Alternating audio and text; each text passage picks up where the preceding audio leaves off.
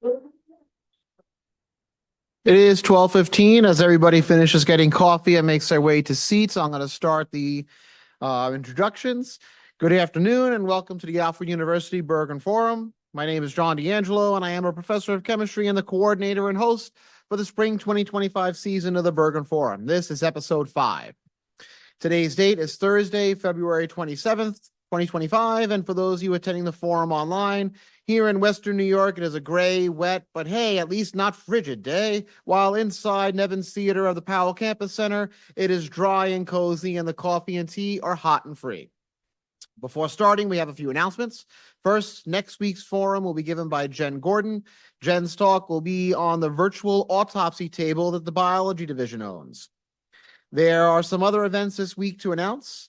The Teft and Moskowitz residential communities are hosting a do-it-yourself clay trinkets event in the Link from 6 p.m. to 8 p.m. tomorrow, February 28th.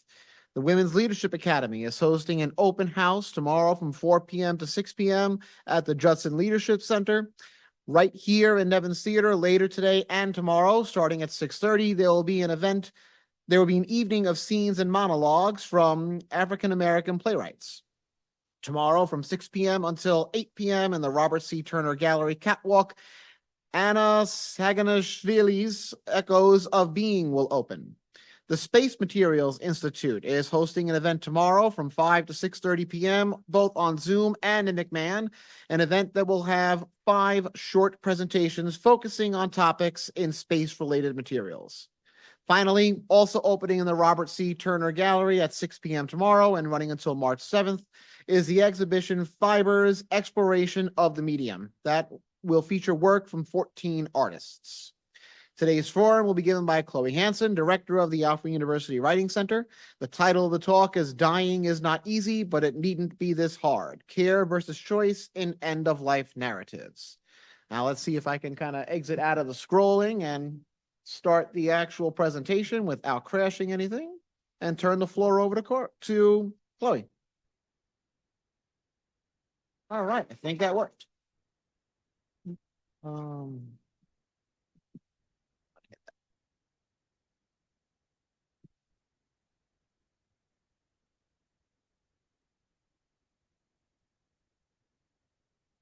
What's up there isn't what's on the computer.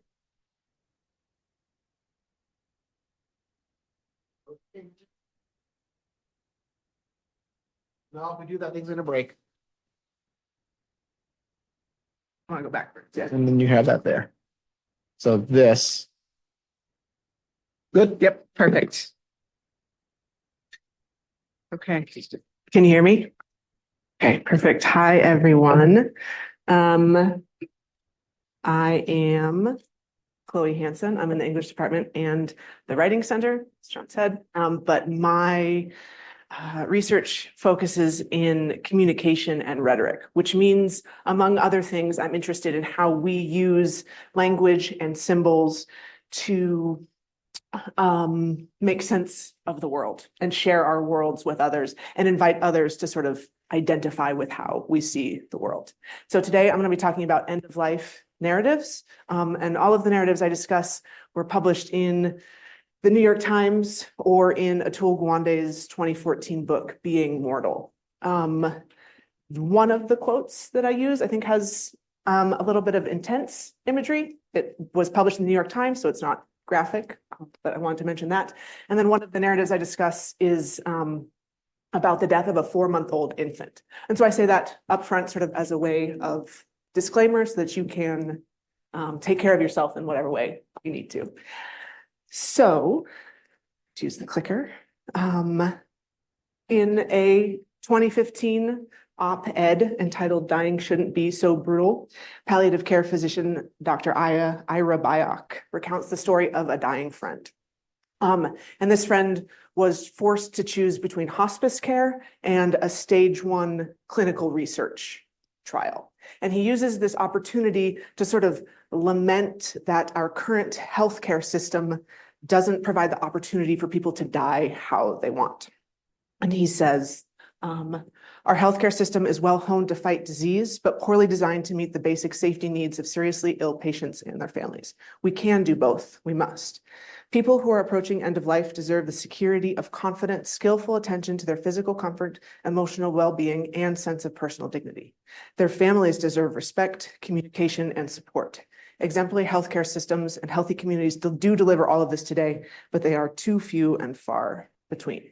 He goes on to say that we have data and information about how people would want to die, given the option, typically at home, peacefully surrounded by loved ones.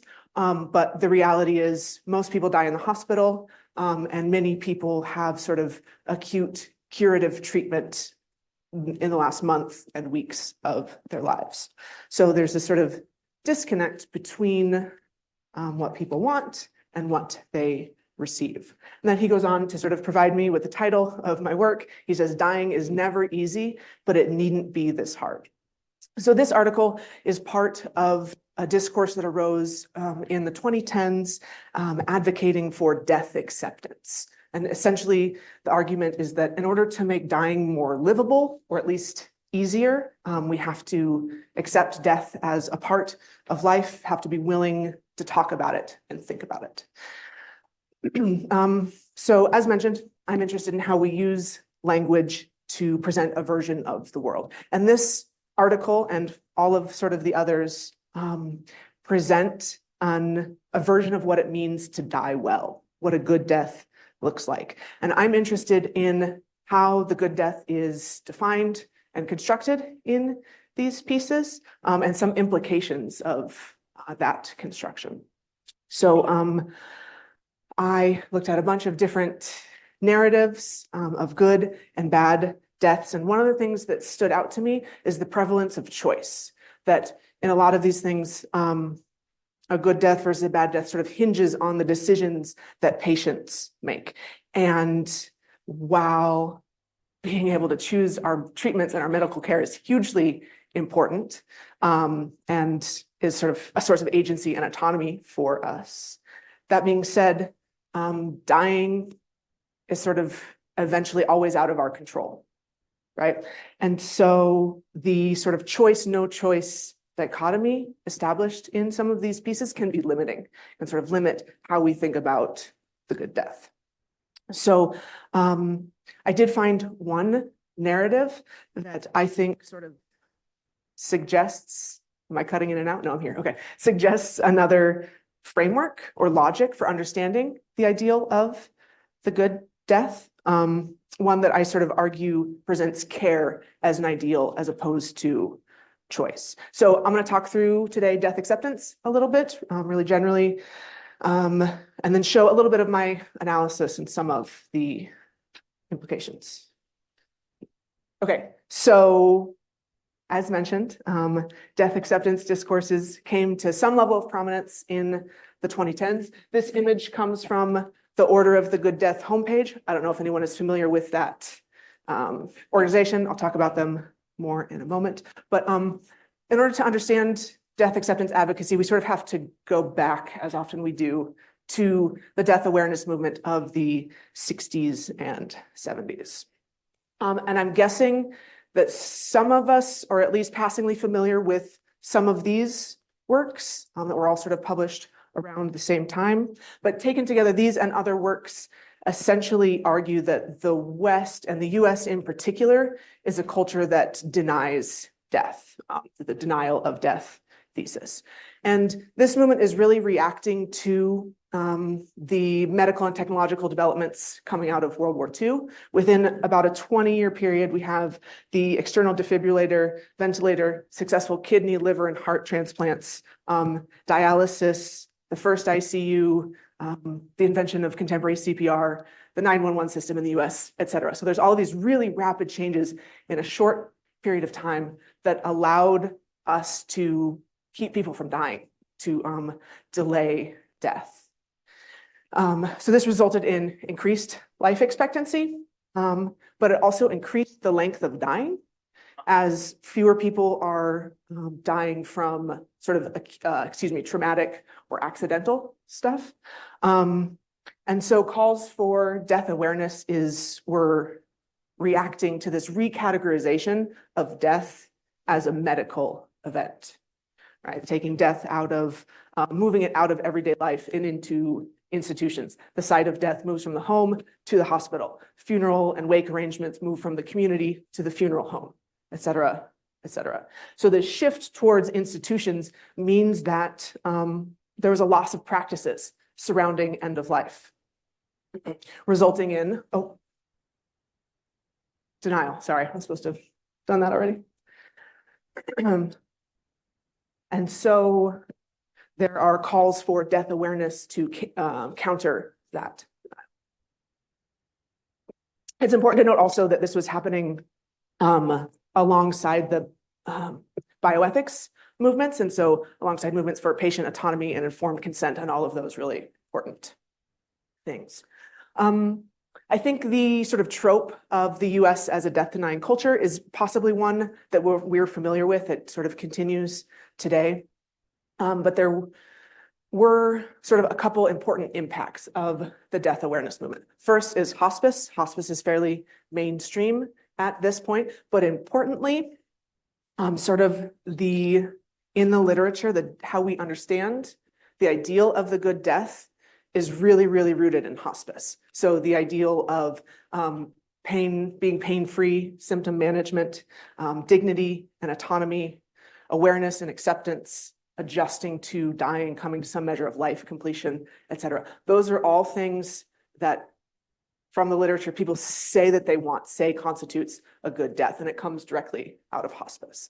Along with this, the idea that dying is not just a medical failure, right? But is an important stage of life, and that dying people are deserving of care through that stage of life. And then sort of the last impact that's sort of important for my purposes is that the death awareness movement really established the vocabulary through which I think we still understand and talk about end-of-life stuff today, right? The idea of death as a natural part of life, dying with dignity, denial versus acceptance, the sort of medical fight against death versus accepting death as a natural part of life. That comes directly out of death awareness movements and still frames sort of public discourse surrounding these things today. So death acceptance, like I said, is built on all of this work by the death awareness folks, but takes it one step further. Instead of just being aware of death, we want to also sort of accept it as part of life. And so in the 2010s, we get a whole bunch of discourses, texts, movements, et cetera, surrounding this. I don't know if you are familiar with any of this. The first one is the Order of the Good Death that I mentioned, which was founded in 2011 by Caitlin Doty. She's the one who has the Ask a Mortician YouTube channel. She wrote a book, Smoke Gets in Your Eyes. She's a funeral home director. Death cafes also started in 2011. Also, it's like an informal gathering of people to talk about death. Goande's Being Mortal, Kalanithi's When Breath Becomes Air, both excellent books. I recommend them. We also had, I don't know if anyone remembers this, but Brittany Maynard's very public move from California to Oregon so that she could end her life through Oregon's Death with Dignity. This was in 2014. So all of this and then countless, blogs and op-eds and other projects are all sort of happening around this same time, leading to sort of declarations like the Washington Post, an author declared that like we're having a national conversation finally surrounding end-of-life stuff. So by way of sort of defining death acceptance, I pulled this quote from the Ernest Becker Foundation website. I can't open this. And so they say that death acceptance is about how we can not only have better deaths, but also how we can use the awareness of our mortality to have a better life. And so death acceptance folks are making some similar arguments, right? We want to counter this denial, bring death into life, making it a part of life. But responding to sort of the late 20th and early 21st century context, where we have aging populations with the baby boomers aging out, increased medical technological developments that make it increasingly possible to delay death, the normalization of acute care later and later in life, and all of the monetary and caregiving burdens that come with that, in addition to already mentioned the mismatch between how people would like to die given the option and the reality that most of us will face. And so part of the argument here for these people is that, for the death acceptance folks, is that this is partly because we don't accept death, either culturally or medically. And so there are sort of two strands of death acceptance discourses. The first one is the death positive movement, and Caitlin Doty's work and the Order of the Good Death, I think, really exemplifies this. The focus there is more cultural and social. Let's talk about death. Let's think about it. Let's plan for it so that we can live better lives. Right. And the second one is what I'm calling advocacy for well-timed dying. And this is more of a medical focus, basically. The concern with this advocacy is primarily on people who die too late. So imagine someone who wants everything possible done to extend their life. We end up with too often, futile treatment that doesn't meaningfully extend life, but instead reduces quality of life and lengthens time.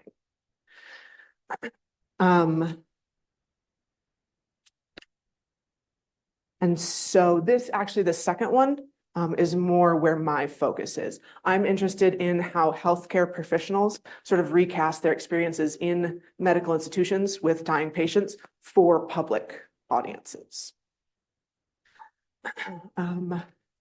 There's a really great article by a rhetorician named Judy Siegel called Contesting Death, Speaking of Dying. She's talking about her mother's death. She says a lot of really interesting things in there, but one of them is this quote, which I really like. A rhetoric of death, then, is a way that people talk about death and, by their talking, make death the kind of thing that it is. And so my question here is, like, if it's how we talk about death that makes it what it is, what are we saying? And what sort of is being advocated by death acceptance discourses? So what is the ideal of the good death circulating in death acceptance discourses? And what are some of the potential implications of that construction? And so I looked at, like I said, end-of-life narratives written by healthcare professionals in the New York Times op-ed end-of-life series called The End, which went from 2015 to 2016, and in Atul Gawande's Being Mortal. So I'm really looking at how healthcare professionals are narrating end of life. And as mentioned, one of the things I find is that the ideal of patient choice sort of runs through all of these. And yeah, I'm going to show you some examples and we'll talk about it. Okay, so first, if we're thinking about choice, it's primarily concerned with, like, who is in charge, who is in control, who decides in this case, right?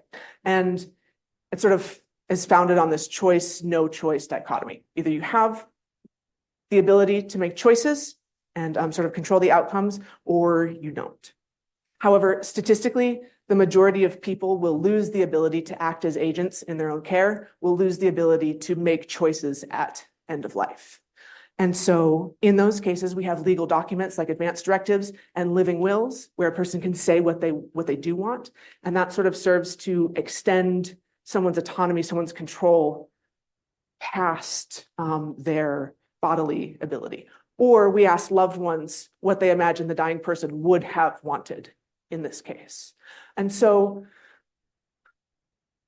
the ideal of choice, on the one hand, like, recognizes that who's in charge and who gets to decide isn't simple. It's complicated, right? But then in the same sort of movement, that complexity is almost erased by attempting to extend the dying person's control and ability to choose. And so I have an example of this.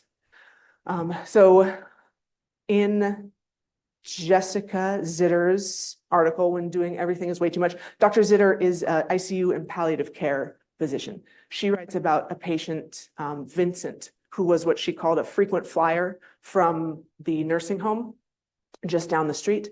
As many nursing home patients do, Vincent had an advance directive that stated he wanted everything possible done to extend his life as long as possible.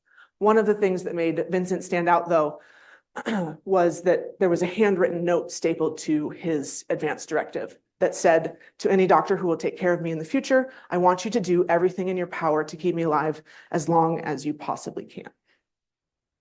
And so that advance directive, which was written 10 years prior to the events in the narrative, guided Vincent's care.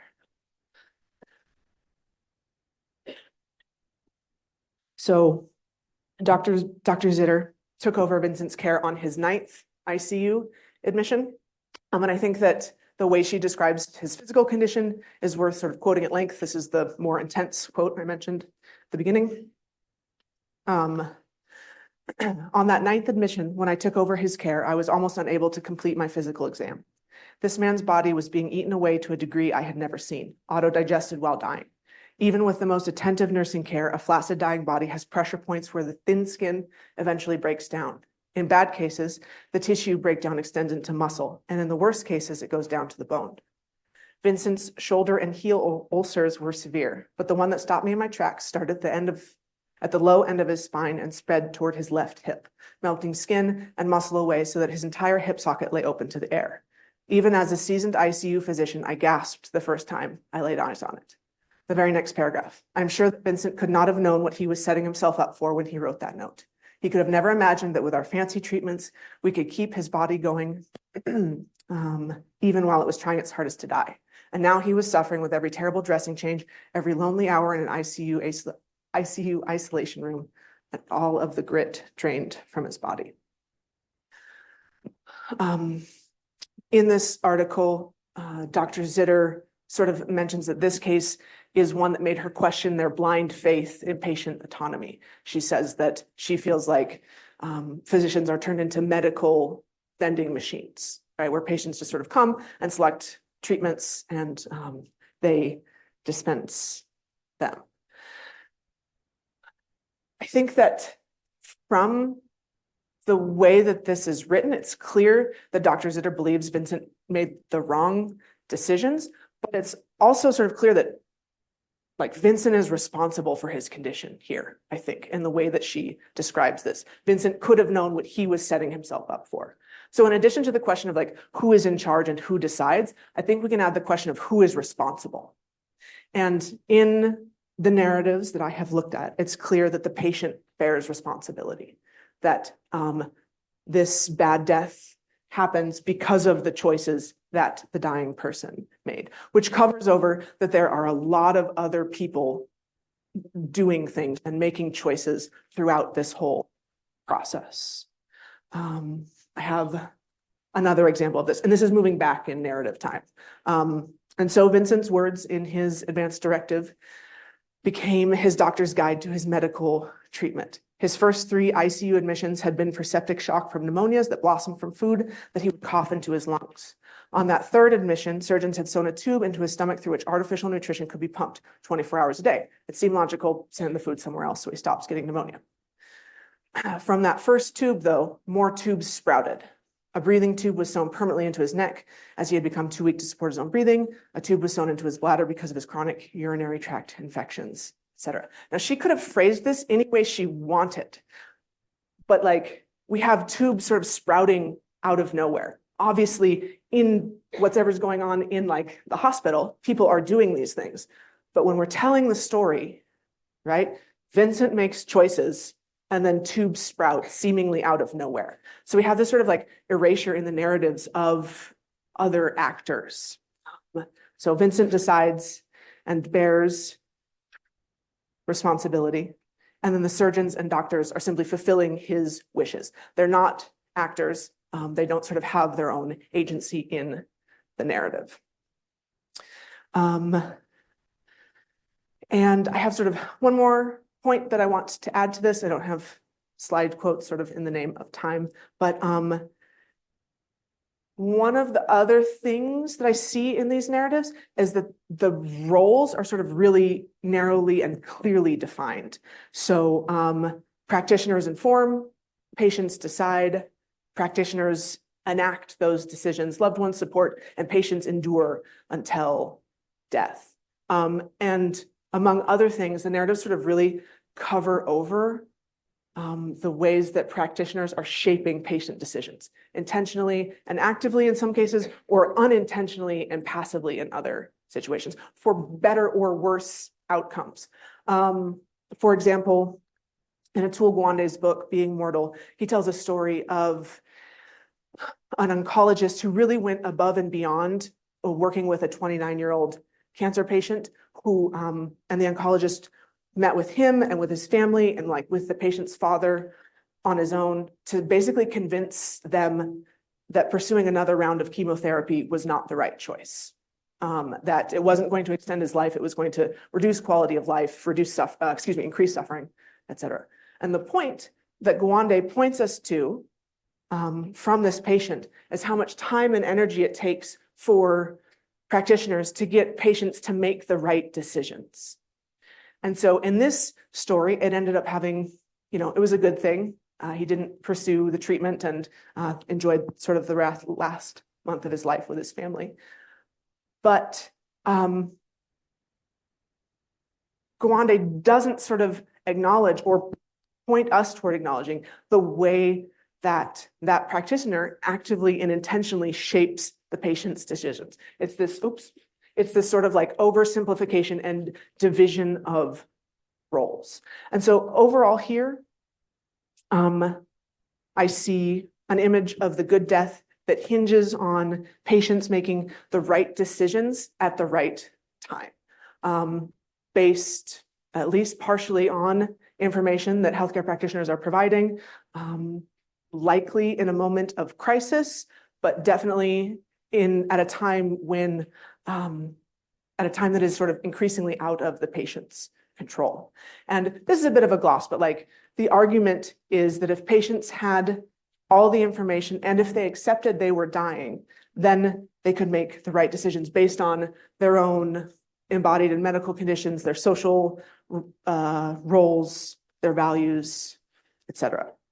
But one of the problems is that there's no such thing as a right choice except in hindsight, which the dying person doesn't have sort of the luxury of. Now, again, the centrality of choice in medical institutions and in narratives makes sense given the awful history of medical paternalism and lack of informed consent, and I'm not saying we go back to that. But when we tell end-of-life stories in this way, we set expectations for what end of life looks like, the goals we should be reaching for, how we evaluate good versus bad deaths. And it's sort of clear that elevating patient choice above other things hasn't resulted in good deaths necessarily.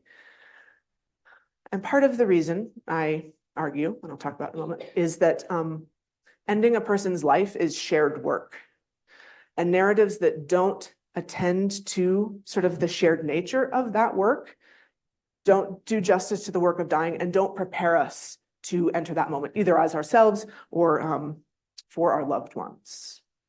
And like I mentioned, I have one article that sort of seems to tell the story in a different way. And this is the narrative that Dr. Friedrichsdorf, who is a palliative care doctor at a Minnesota Children's Hospital, tells of 4-month-old Ethan Butler in When a Baby Dies. So Ethan was born with a congenital heart defect and underwent surgery just a couple days after he was born. There was a major complication during surgery that resulted in a stroke. He had to be put on a ventilator, was suffering seizures, and so on. There were no treatments. There was nothing doctors could do. He was expected to spend the rest of his life on the ventilator. And so Dr. Friedrichsdorf and his team were invited to meet with Ethan and his family to sort of talk over how to help Ethan live as well and as long as possible.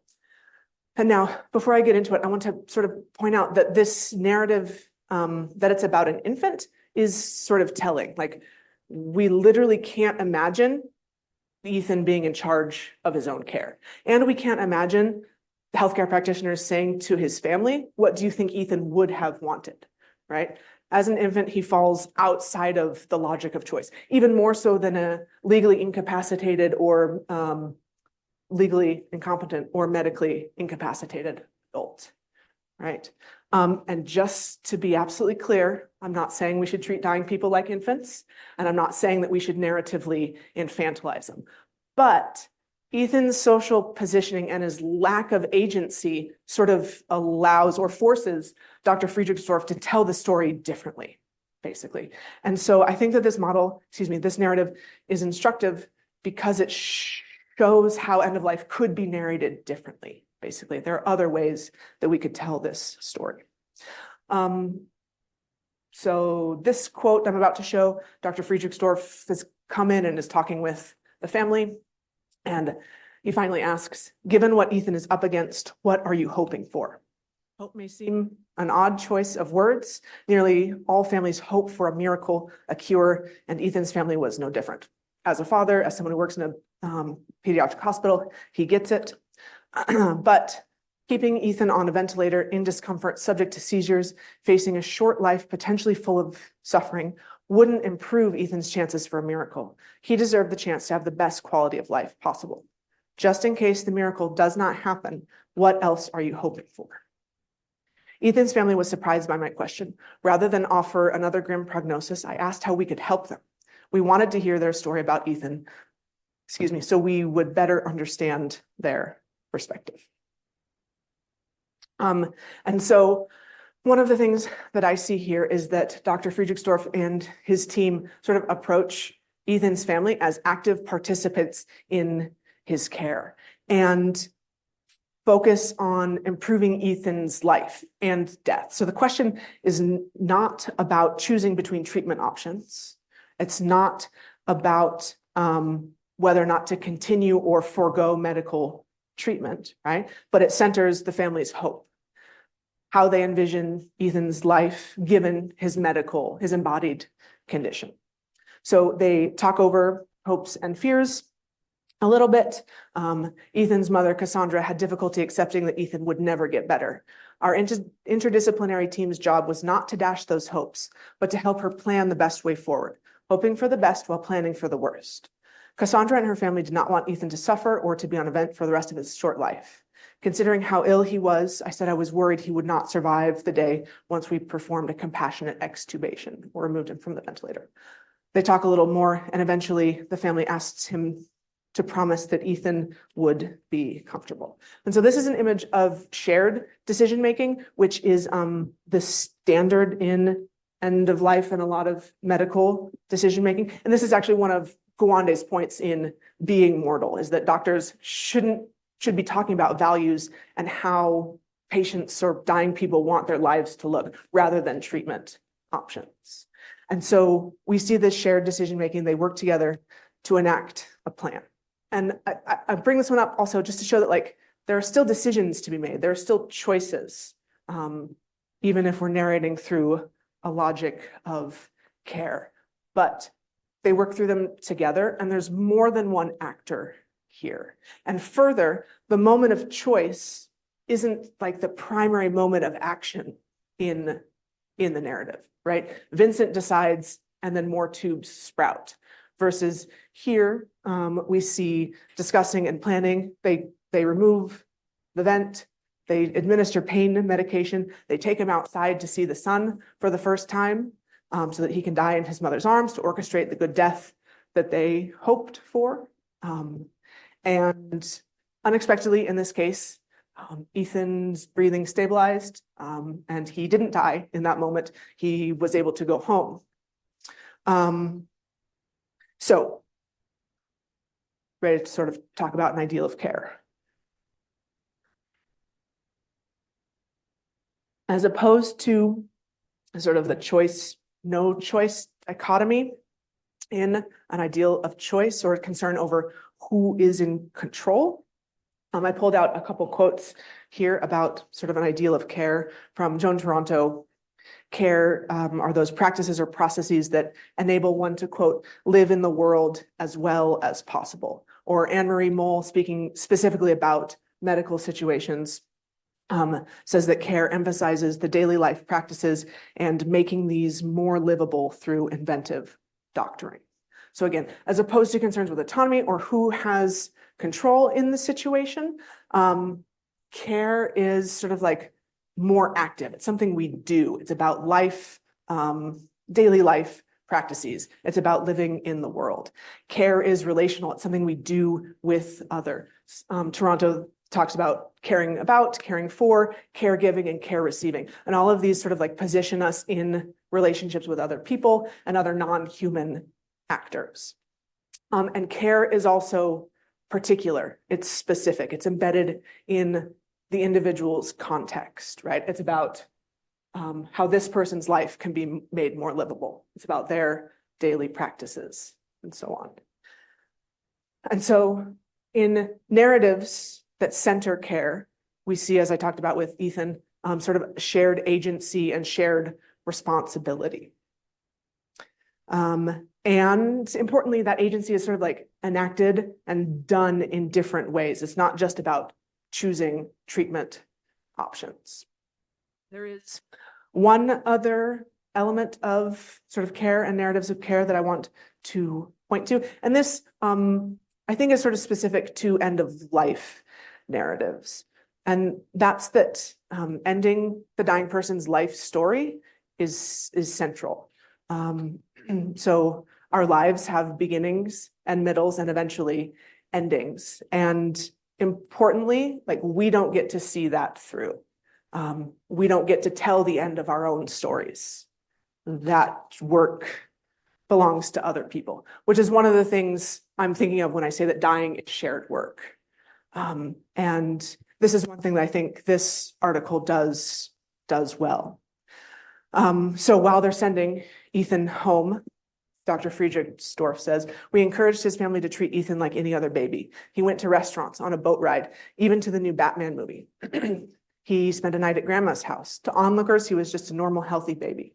We told his 8-year-old sister, Faith, you might never run or play with your little brother, but you can make lasting memories together. And so in this story, they make a point to sort of say, like, your memories matter, right? Spending time with Ethan as his sister, as his mother and father, etc. Like, that matters. That's important. Ethan died at about 4 months old. He was in his mother's arms outside, standing near a waterfall. But in the story, Dr. Friedrichsdorf talks about how the family comes and visits him seven years after the fact, and they sort of talk and reminisce, and they share photos and memories with Dr. Friedrichs.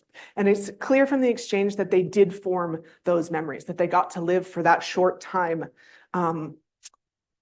as his sister, etc. And so they were able to create those memories that enabled them to carry Ethan forward in their lives and enabled them to sort of bring his life story to an end. And that is something that I didn't really see in any of the other narratives that I looked at. So, founded on an ideal of care, I sort of think that good dying centers the distributed nature of agency and responsibility, and the fact that our social lives extend beyond our physical lives. An emphasis on choice at end of life reflects our values of independence and autonomy, and does so at a time that is sort of increasingly out of our control, while we're losing those values. But as I said, I don't think this does justice to the roles that other people play in our lives and in our deaths. And so if we believe that stories matter, and I would argue that the people who wrote these things say that they do, otherwise they would do their persuasion somewhere else. If we believe that narratives like this can shape how we imagine and prepare for end of life, and how we evaluate a death as good or bad or somewhere in between after the fact, it's sort of then a small step to buy that, like, if we told different stories, we might imagine different things, that we could shift our focus, that we could sort of change how we as a culture organize around the fact of our mortality. And end-of-life narratives that center care and recognize the distributed nature of agency and responsibility, and that center the fact that our social lives are just as important as our physical lives. They might enable us to see different elements of our medical situations. They might enable practitioners to take on different roles in encounters with patients. They might enable us to have different conversations with our loved ones, and just sort of overall shape what it means to live with death. Thank you.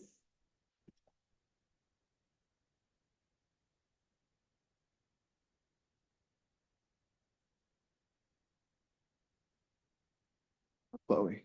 I gotta get past them to get to you, but I'll get. Okay, so that was fascinating. Thank you for that talk. I'll warn you, I'm probably coming to your office this afternoon to like talk more all afternoon. But so if I'm understanding correctly, it sounds like what you're saying is the ideal of choice is about sort of severing relationships, and the ideal of care is about sort of forging those relationships. And I think that's really interesting. And I'm wondering, to what extent, I mean, so if the ideal of choice is about sort of, distributing responsibility or disavowing responsibility, to what extent is the problem the legal context, right? So there's another discursive system. Yeah. And so if to really shift that ideal, is that where the new storytelling needs to happen, is in the realm of like malpractice law, right? Yeah, I mean, right. And so that I think is one reason why I focus on narratives as opposed to like what actually goes on in hospital rooms. Obviously, they're related. And so, yes, is the answer. I haven't come across any narratives that are sort of centered in malpractice or in sort of like the legal context. But yeah, I agree with you. But I think that like telling different stories on this level is like a first step toward some type of culture shift or that way. I don't know if that answers your question. No, absolutely. I mean, so because I think if they're both discursive systems, right, the influence can go kind of in either direction or simultaneously. So I think you make it right so that law could respond to those stories as much as it could sort of shape how they're. And it's like obviously a really tricky situation, right? Like, yeah. Thank you, Chloe. As I told you, I'm teaching the death and dying class this semester, so we're covering a lot of this. And actually, this is kind of the topic we're talking about right now. And to Melissa's question, I think that legalese is entering the discourse a lot more. People are very, I think we've got a culture of more aggressive care because people are afraid to get sued.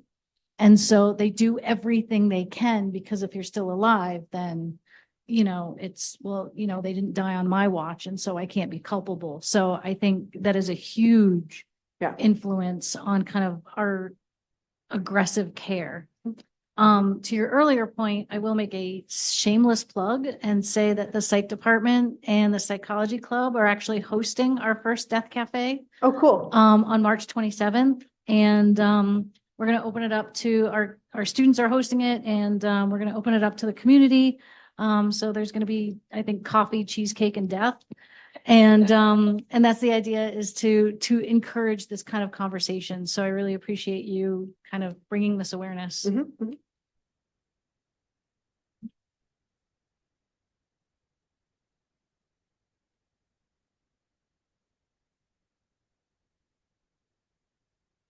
Hi, good talk.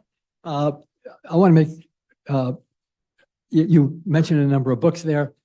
One book that you did not mention, and you may or may not have read it, which I think is superb in respect to the topic that you're dealing with, is by Simone de Beauvoir. It's called An Easy Death, and it's about the death of her mother. If there's a thesis to the book, it's that there is no such thing as an easy death. But, and you might take some, you might question that. You mentioned Being Mortal by Gawande, one of the best books that I have ever read. I remember buying about 10 or 12 copies of the book and giving it to people, including to my own physician. I had a talk just about 2 hours ago by a fellow that I know quite well, who told me that he's suffering from prostate cancer, pancreatic cancer, liver cancer, and he said that he's going to end his efforts to deal with all of this by chemotherapy, and he'll go into palliative care, and nature will take its course. I wasn't surprised at that, but I was a little surprised at one thing that you did not say, and that I would like you to, perhaps comment on, and that is doctor-assisted suicide, doctor-assisted death. So I wonder if you might, just kind of expand your comments about choice in respect to that subject.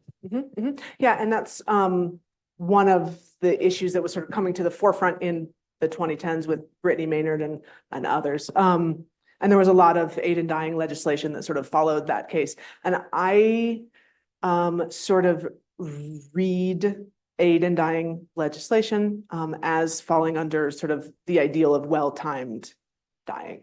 And I think that the way, just to be clear, like I'm pro aid in dying laws, but I think that the way that it's talked about is sort of like falls back on choice, that the patient deserves the freedom and autonomy and control to choose their own end, which I don't disagree with in principle, but I think that there are sort of other ways that we can narrate that and talk about that. Hi. So I was really, really struck by the hindsight narrative of that's what, where we can decide something is good. And with medical care, the only other time in my experience that I've been invited to have a narrative about what life should look like is around reproductive care. And that's one of the few times that I've been invited to imagine what my life looks like, what story I want to tell. And that was a really powerful moment for me as an adult, having that conversation with a medical provider. And it wasn't a vending machine situation, but I was definitely matched up with care, which allowed me, in the best case scenario, to have a life that I wanted with certain scenarios. And I think that kind of narrative would be so wonderful, injected into our routine care. But again, with this kind of legal, I'm not even sure how to describe it, but with this lawsuit culture, how do you have those conversations about death when it's legally a no-go in so many places? I think that's it. Yeah, well, and I think if you all remember, like the death panel controversy, right? That was about 2009, the controversy surrounding reimbursing for conversations about end of life, although that did sort of very quietly pass in 2016 with even support from Jeb Bush.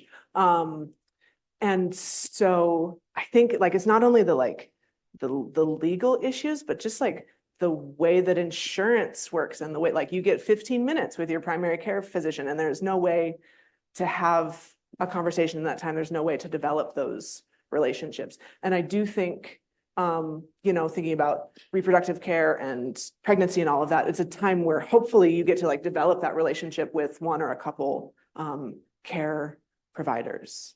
And so, yes, that should be happening all the time. Let's do it. Hi, Chloe. Thank you for the talk. My question is this.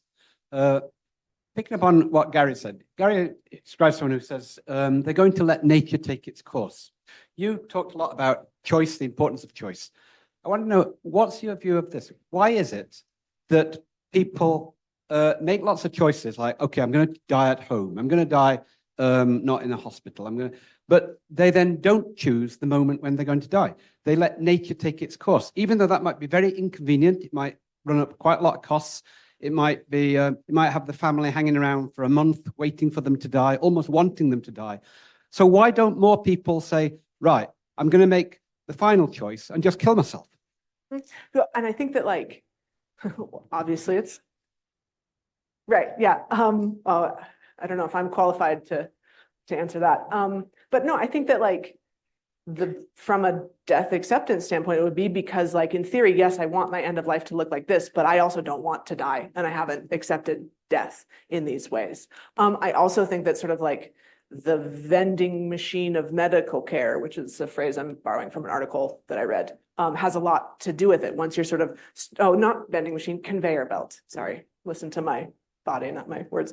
Once you're sort of started on acute care, it's really difficult to get off. And it's really difficult for all of the reasons that we're talking about for physicians to sort of say like, maybe you don't want to be on this conveyor belt.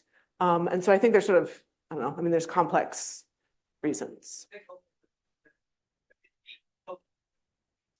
Yes. Yes. Yes.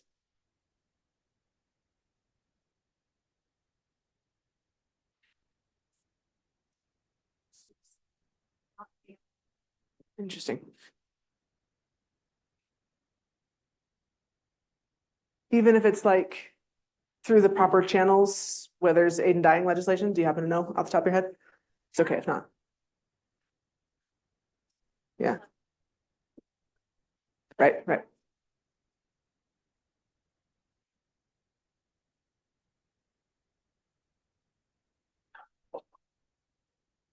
Hi, Chloe.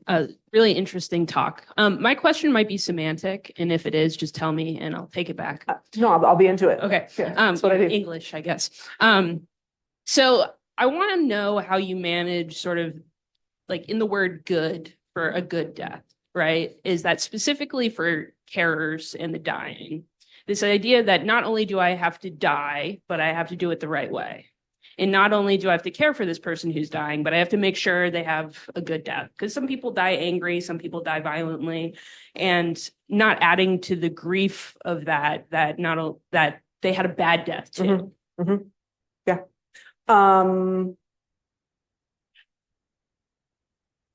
I think that anytime we're sort of evaluating good versus bad, we're setting up norms and standards. And that's sort of one of the criticisms of like Kubler-Ross's On Death and Dying, which had like stages of death, and some of the like hospice definitions of a good death, which means that people can like fail to that dying, right? So I don't exactly remember what the question was, but I think the answer is yes.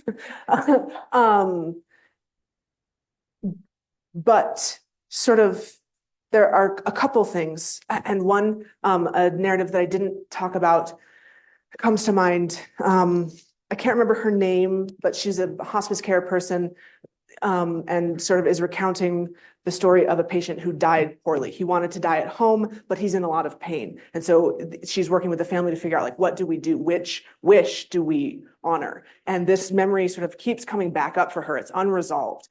But in the article in the New York Times, she finally is able to sort of resolve it by telling a different story. She sort of, instead of focusing on his choice and his wishes, she thinks about, this is like perfectly what I'm talking about. She thinks about like the relationships between the people in the room and how his whole family was there. And even the dog she mentions, and they're like holding space for him. And it's this feeling of love. It doesn't do anything to erase the pain that he died through, that he lived through, right? But by sort of shifting her focus, she's able to tell a different story. And then it becomes a good enough death. Still not a good death, but she's able to sort of reframe it as from being a bad death. And I think that's sort of like what my project is about. Does that respond to your question? Perfect. Thank you all, and we'll Thank see you next week. you.